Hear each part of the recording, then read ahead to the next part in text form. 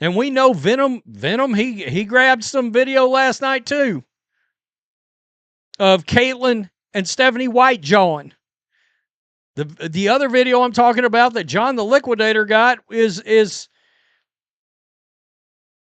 Caitlin Clark going at it with an assistant coach on the bench. Caitlin was pissed. And dollars to donuts. She was angry. These coaches are angry because she's not running this. A video that was briefly available online before being pulled down has resurfaced and is now making the rounds, and its contents are drawing serious attention from the WNBA community. The footage shows Caitlin Clark in a heated exchange with an assistant coach on the Indiana Fever bench, visibly frustrated, clearly not holding back. A separate clip, also captured during the game, shows Clark in a tense back and forth with head coach Stephanie White. Both videos have spread quickly, despite apparent efforts to remove them from circulation. The theory gaining the most traction around what sparked the blow-up centers on Clark's approach to running the offense.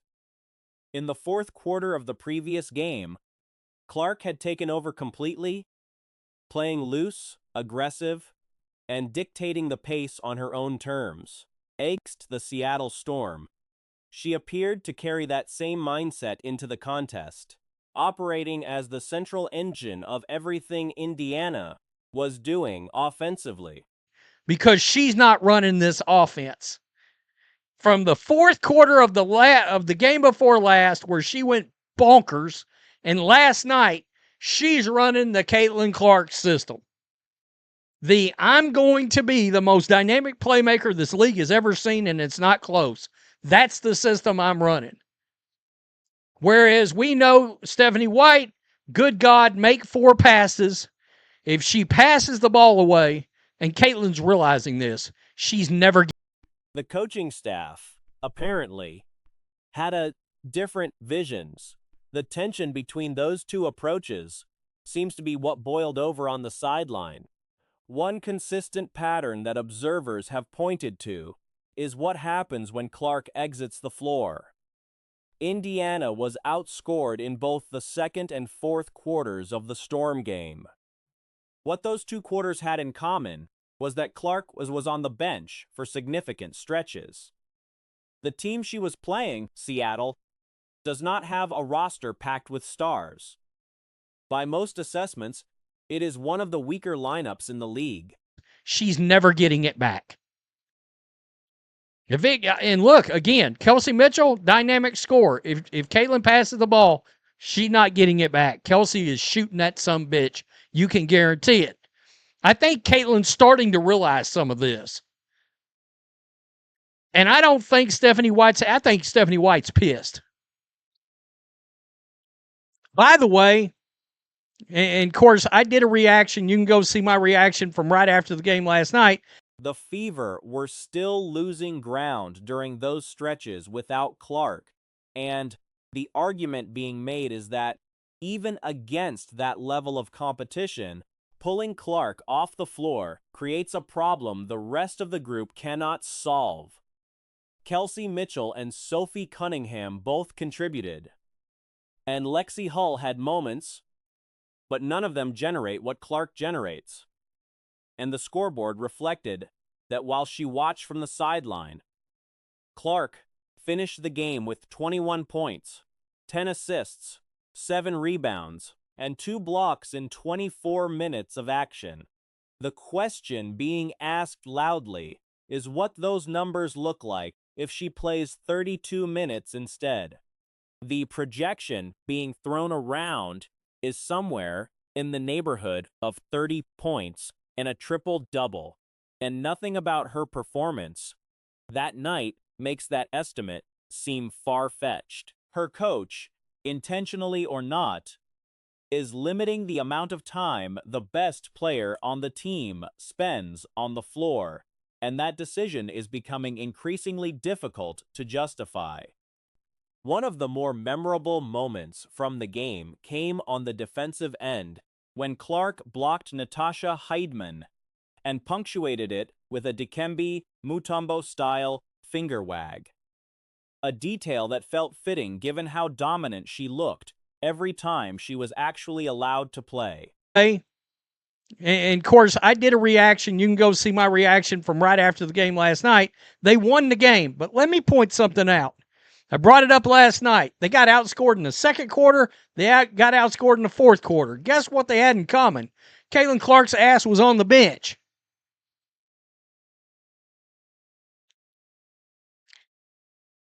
Again, Seattle, no superstars on this team.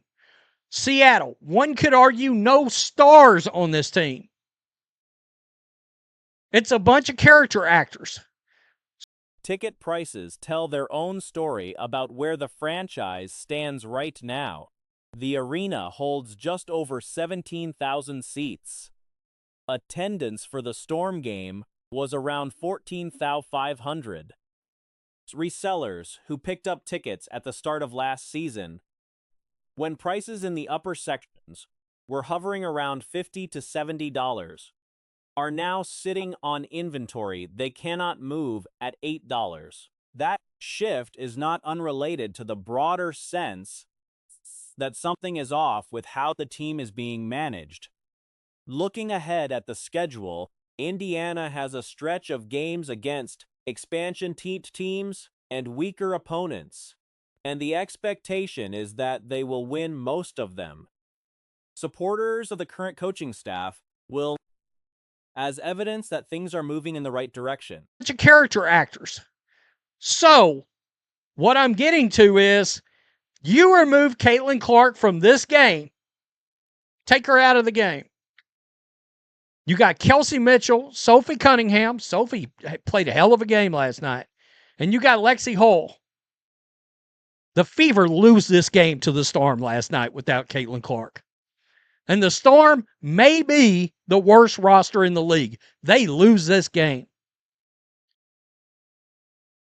But the games that will define this season are the ones against Atlanta, New York, Dallas, Las Vegas, and Minnesota. Teams with legitimate championship ambitions. The working assumption among critics is that if Clark is not given the freedom to run her game against that level of competition, Indiana will lose and lose badly. The second unit is not built to compensate, and the status of Aliyah Boston's health adds another layer of uncertainty to what the rotation will look like when the stakes are highest. The friction between Clark and the coaching staff is no longer something happening quietly behind closed doors. It is on camera. It is circulating, and it is framing a conversation about whether the structure around her is capable of getting out of its own way long enough to let her do what she clearly can do when given the room to do it. Caitlin Clark and head coach Stephanie White had a visible, heated exchange during the Indiana Fever's game, and it did not end there. The worst roster in the league. They lose this game. And I'm not sure they win it with Aliyah Boston in there. The way she's played. And I get it, she's hurt, yada, yada, yada. I get it. But again, Caitlin had 21 points. You see that final score.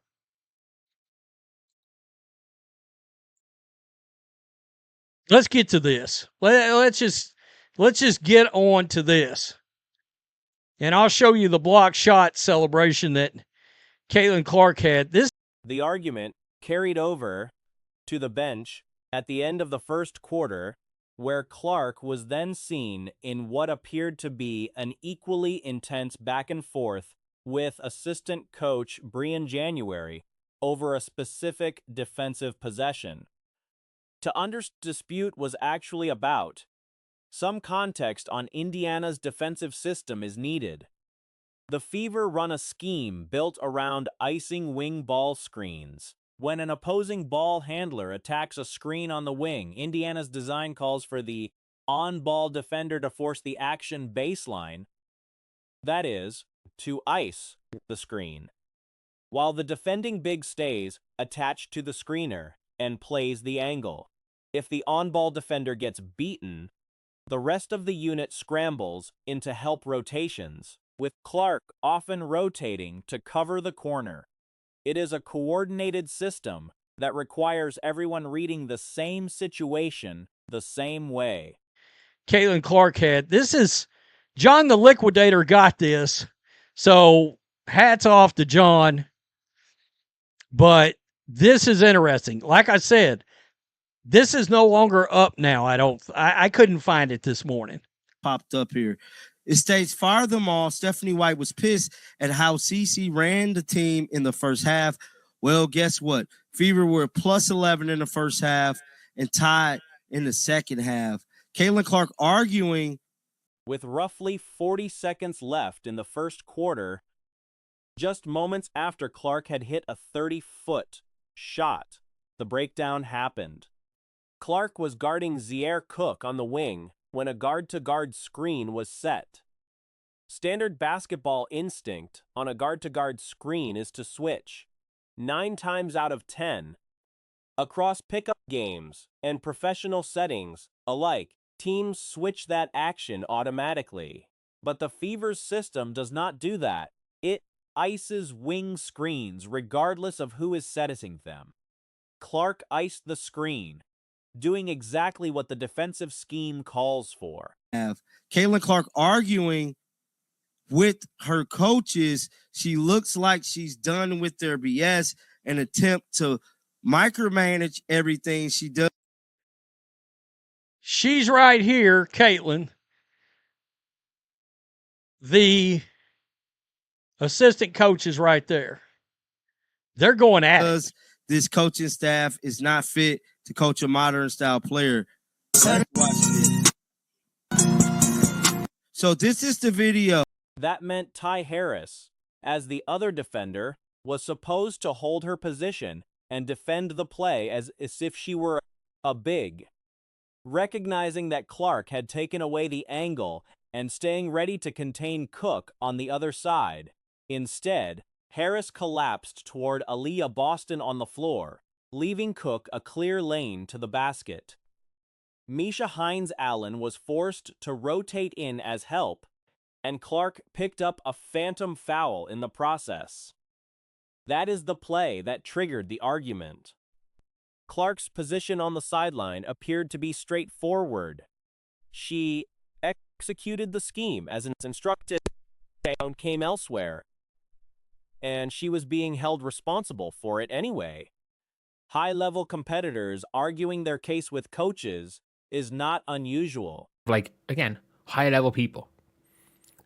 If they're just told you're like, if you're in school, if you're in school, how many of like the very, very smart kids, when a teacher tells them they're wrong and they know they're right, and they will argue with the teacher that, no, I'm right, you're wrong.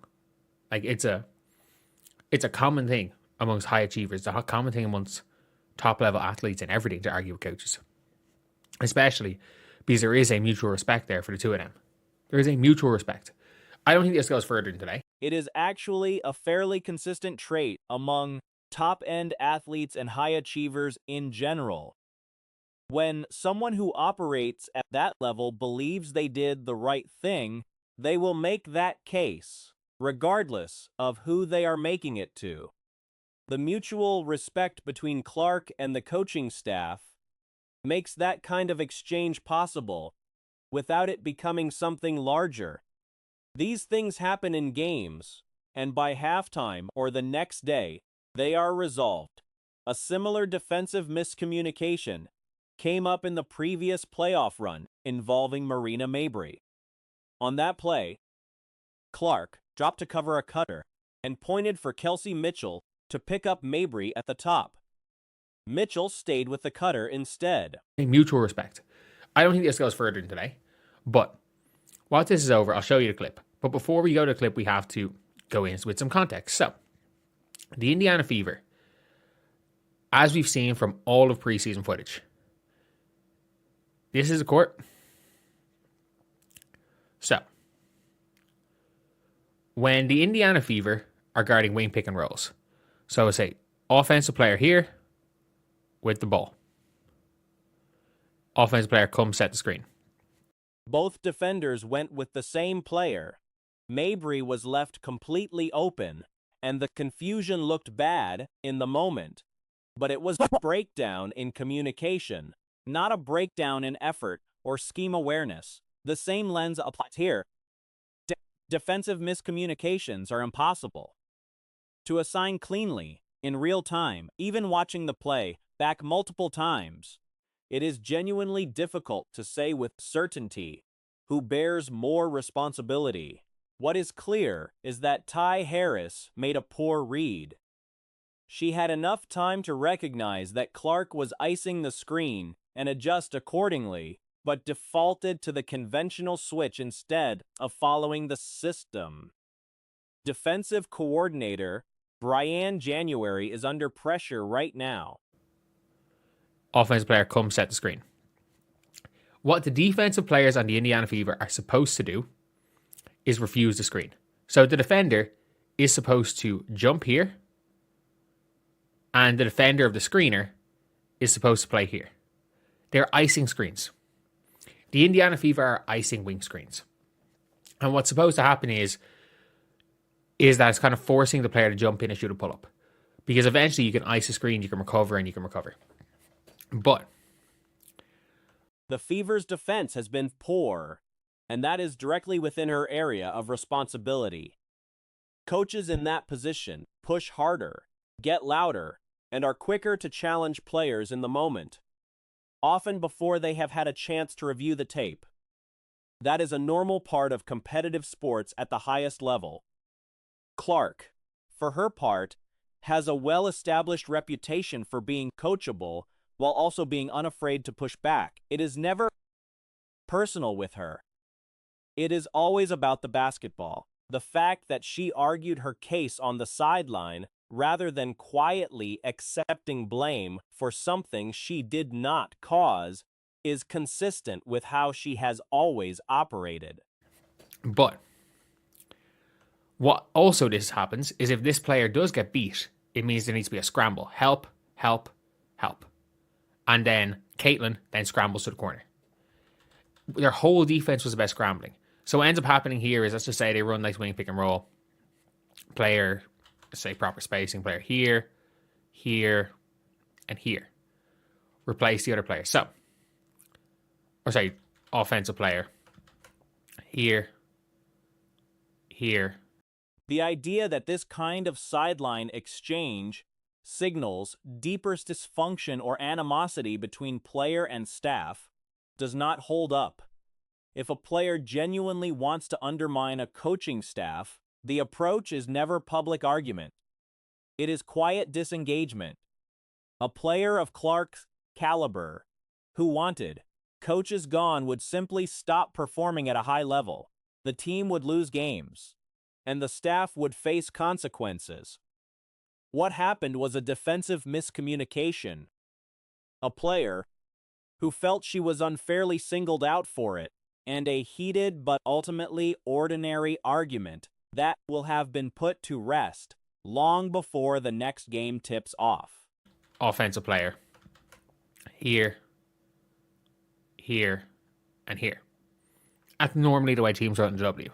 Or they will put someone in this corner and spread to the corners. But let's just say this player gets burned. So they're here. What happens is this defender helps over. This defender who's on the screen that's here, or a lot of the time, this defender here drops down.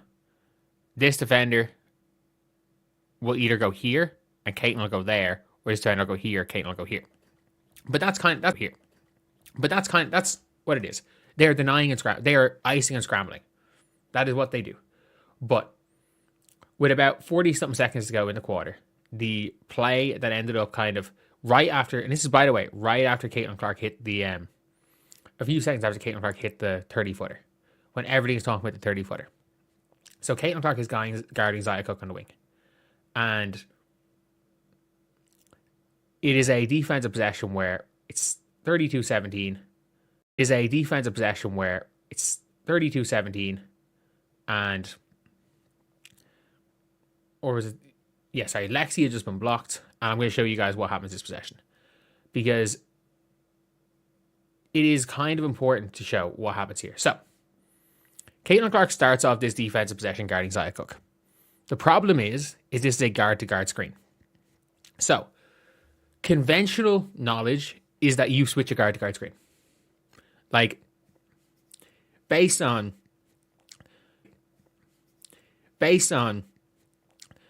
conventional knowledge of ball, you are switching a guard-to-guard screen. However, the Indiana Fever's tactic on wing ball screens is to ice them. So what does Caitlin Clark do? Caitlin Clark is clearly icing the screen. So Ty Harris is here. Should be in here, guarding it like she's a big. Realistically, Ty Harris should be guarding this screen as if she's a big, because that's the way they've been playing it.